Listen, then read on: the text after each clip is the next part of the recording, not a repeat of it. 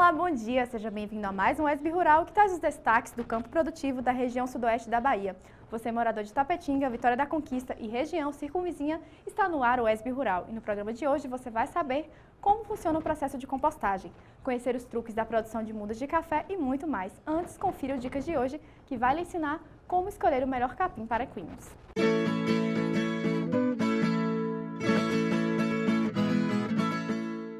Dúvida comum entre criadores e proprietários, o capim para cavalos é capaz de influenciar fortemente na produtividade e na força dos animais. É responsável por favorecer o crescimento diferenciado de potros e por colaborar para o ganho de massa muscular, a decisão pelo alimento ideal pode resultar em maior potencial para saltos, mais resistência e beleza dos equinos. A escolha pelo tipo certo de capim, portanto, deve ser baseada em fatores como a sua qualidade e capacidade nutricional, atendendo às necessidades da categoria do animal, seja pela de manutenção do crescimento ou reprodução ou trabalho. Para isso, basta seguir algumas dicas simples, fique de olho. Primeiramente, o capim deve estar de acordo com as condições climáticas onde os cavalos são criados, como por exemplo, resistindo à seca em locais de pouca chuva ou a geadas em lugares frios. O alimento volumoso deve possuir palatabilidade, ou seja, resistir ao pisoteio dos animais em pastagens, ou ainda tolerar cortes frequentes realizados em capineiras e campos de feno. Outros fatores são os valores de fibra total e fibra insolúvel do capim e também o seu teor de proteínas, que deve ficar entre 8% e 11%. Na hora de escolher pelo melhor capim, é importante considerar ainda o ponto de corte ideal, tanto para o pastejo, fenação ou capineira, quanto para o corte propriamente dito. Além disso, para atestar a qualidade do alimento volumoso, é fundamental ficar atento às exigências de solo, recorrendo a produtos de adubação e correção do solo. Aproveite as dicas!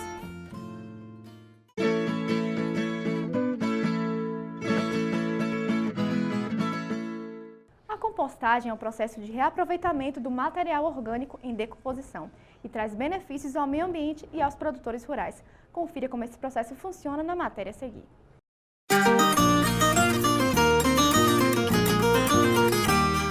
A preocupação com o meio ambiente tem sido uma das questões mais importantes na atualidade. Agora imagine uma alternativa que, além de preservar o meio ambiente, pode ser fonte de renda para o produtor rural. Esse processo é conhecido como compostagem. O processo de compostagem é um processo de aproveitamento dos resíduos e dos restos de culturas que normalmente sobram em função do cultivo que os produtores executam no campo. Então, qualquer resíduo que sobre do processo de cultivo de olerícolas, por exemplo, restos de horta em geral, sejam palhadas, seja folhagem, mesmo restos de frutos ou frutas que normalmente sobram, as folhagens em geral, elas podem ser aproveitadas ou reaproveitadas nesse processo de compostagem, que é um processo de decomposição desse material, onde os nutrientes vão ser novamente liberados para o aproveitamento das plantas novamente. O processo de compostagem é bastante simples e exige muito pouco do produtor. Podem ser usados quaisquer materiais de origem orgânica, como restos de frutas, vegetais, esterco, etc.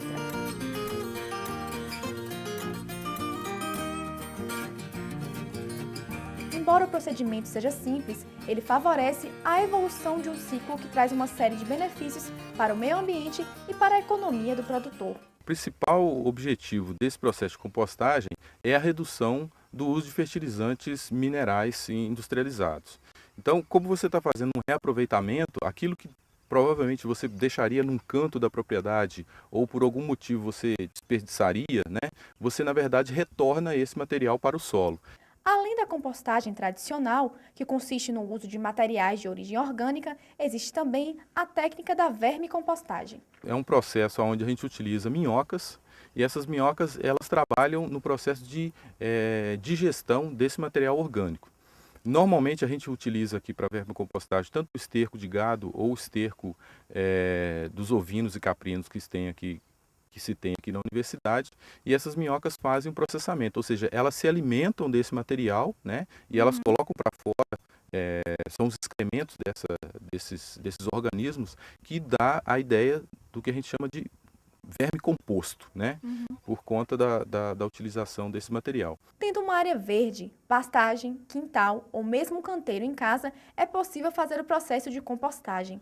Quando se faz tanto a vermicompostagem quanto a compostagem, você precisa primeiro ter o esterco curtido, certo? Normalmente a gente não trabalha com esse material, ele cru, digamos assim, ou esterco fresco. Então, há necessidade desse material perder um pouco de água, ou seja, evaporar um pouco dessa água, e esse material ficar um pouco mais seco e você poder misturar com os restos de materiais que você utiliza em casa. Ou seja, restos de comida você poderia utilizar para fazer a compostagem, você misturaria isso aí um pouco com o esterco e formando algumas camadas, e depois de 20, 25 dias você tem que fazer uma revirada desse material para que esse material vá compostando, certo? Após esse período inicial de 20, 25 dias de temperatura mais elevada, a temperatura vai reduzir, né?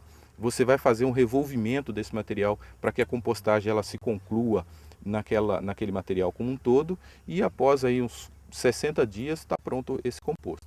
E para evitar transtornos ao adotar a técnica da compostagem, disponibilizamos algumas dicas do que não deve ser feito. Preste bem atenção. Não utilize gordura de animal e restos de carne. As plantas utilizadas não devem estar muito verdes, pois fermentam e geram mau cheiro no composto. Cuidado com a temperatura do composto. Depois de uns dias, esse material pode apresentar uma temperatura de até 70 graus Celsius. Não utilize plantas doentes.